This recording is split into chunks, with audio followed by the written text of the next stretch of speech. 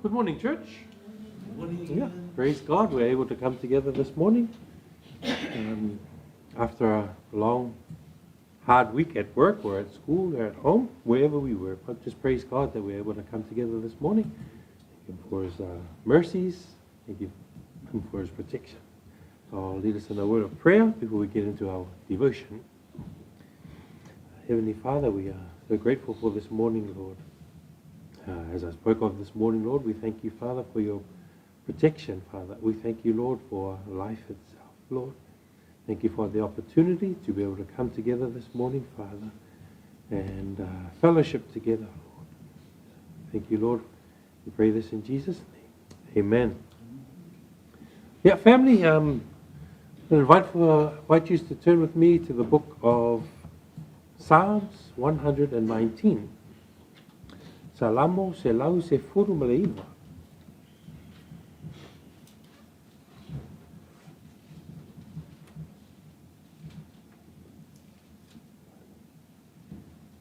Our verses for this morning will be verses 39 and 40, which will finish off that stanza of the hay stanza. Salamo se lau se furu maleiva. O le a tātou whaitau whaatasi mai le tolu se fulu ma le tolu, se ia o I le tolu se fulu ma le valu. We'll get us to read together from verse 33 all the way up until 38. Now just the context behind it all, is the author is unknown. The time period is between 1010 and 930 BC. Audience is the Israelites, and of course this is the longest psalm with 176 verses. So I'll get us to read first in Samoan, verse 33, all the way up to verse 38, and then we'll read in the English NKJV. Yehovai ia, Yehovai ia o mai ia te au ia ala o tula fono. Ona o ana lava le ia te ia o I le ngātanga. Ia o mai ia kia. Ona o ana le I la tula fono. No tausia mai roto atoa. Ia te taina atua I ala o pono aina. A wā o te whiawhia lava ia. Ia whaua I atu roto I la tula fono. Ai alo nei I le ngātanga. Ia liu sina o mata me o paai mea lea ngā. Ia whaorona I ngā ui laukana. Ia whatu mawina lawa whionga I lau aona. O le o mata I ati oe. And then the NKJV from the morning, verse 33 to verse 38 here. Teach me, O Lord, the way of your statutes, and I shall keep it to the end. Give me understanding, and I shall keep your law. Indeed, I shall observe it with my whole heart. Make me walk in the path of your commandments, for I delight in it. Incline my heart to your testimonies, and not to covetousness. Turn away my eyes from looking at worthless things, and revive me in your way. Establish your word to your servant, who is devoted to fearing you. Yeah, so whai upo nei tai au, le tolsufun ma le iwa, ia ma le whaasfuru, ia e liu e seina I ia, ia e liu e seina no uruma o te whewhea, hawa I lei au whamasinonga, whauta o ona ngau lava leo te au, ia e whaorona mai ia te au, I lau mas tonu. The NKJV, turn away I ia, turn away my reproach which I dread. For your judgments are good. Behold, I long for your precepts. Revive me in your righteousness. Now verses 33 to verse 38 centers on prayer for teaching, understanding, inclining the heart, and turning the eyes towards God's ways. And these final two verses intensify that prayer. Verse 39 is a prayer for the deliverance from shame. Turn away my reproach, which I dread. Or in the NIV, it says, turn away my disgrace. So 3 words I'd like to unpack very briefly. That is, number 1 is the word turn away. Number 2 is the word reproach. And 3 is the word dread. Number 1, turn away, is the Hebrew verb which implies removing or rolling away.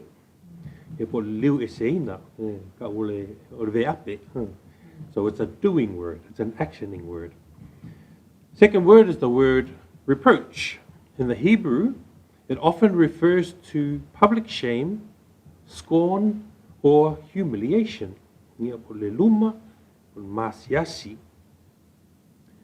Dread, be it the noun or the verb, means a strong feeling of fear, worry, or anxiety about something that might happen. And so the psalmist's prayer is asking God to remove from him public shame or humiliation that he fears might happen.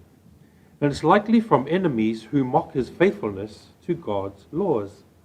So we read in the same psalm, but in verse 23, where it says, princes also sit and speak against me.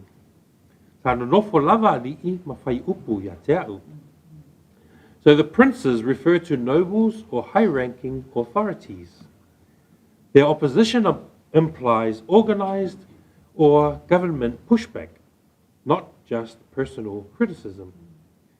The princes who sit and speak against me suggests deliberate, possibly legal or judicial plotting or scheming through the courts. This is not casual gossip. It is formal opposition from powerful figures. Hence the psalmist's dread for reproach. It's not just public shame and humiliation, but in the Old Testament worldview, reproach could suggest covenantal disgrace, the shame of appearing abandoned or judged by God. So his prayer to God is to actively intervene to remove reproach or shame. And how will that be done? The very next, or we'll say 39b says, for your judgments are good. In other words, it is the word of God. Psalm 19, verse 7 to 9, one that's very well known, says, the law of the Lord is perfect, converting the soul. The testimony of the Lord is sure, making wise the simple. The statutes of the Lord are right, rejoicing the heart. The commandment of the Lord is pure, enlightening the eyes. The fear of the Lord is clean, enduring forever. The judgments of the Lord are true and righteous altogether. So God's judgments are good. They're morally right, reliable, and life-giving. Therefore, living by them should not lead to ultimate shame. He bases his prayer on this truth. God is good and God is just. Verse 40 is his prayer for life through righteousness. Behold, I long for your precepts. The word long conveys deep craving or intense desire. And this fits with what the Psalms teach throughout. True righteousness springs from inward delight, not mere external conformity. In the same verse, or in the same chapter, but verse 20, it says, my soul breaks with longing for your judgments at all times. The longing here is continuous and deep, not curiosity, but hunger. This echoes the imagery of spiritual craving for God's word. Behold, I long for your precepts. Revive me in your righteousness. Revive me suggests renewal, protection, or spiritual life. Righteousness here refers to God's covenant faithfulness and just character. Revive me in your righteousness. Ephesians 2, verse 4 and 5 says, But God, who is rich in mercy, because of his great love with which he loved us, even when we were dead in trespasses, made us alive together with Christ. By grace you have been saved. A beautiful verse that tells of revival in God's righteousness. We were dead in trespasses, made alive in Christ Jesus, who is righteous. So in summary, the psalmist confesses his fear of shame and asks God to remove it, affirming that God's judgments are good.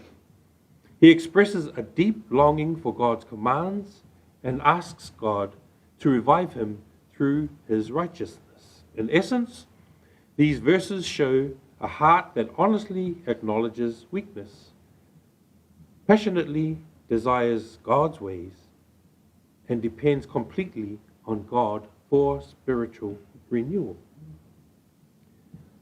In application, bring your fears and shame to God, long for his word, and trust him to revive and strengthen your heart.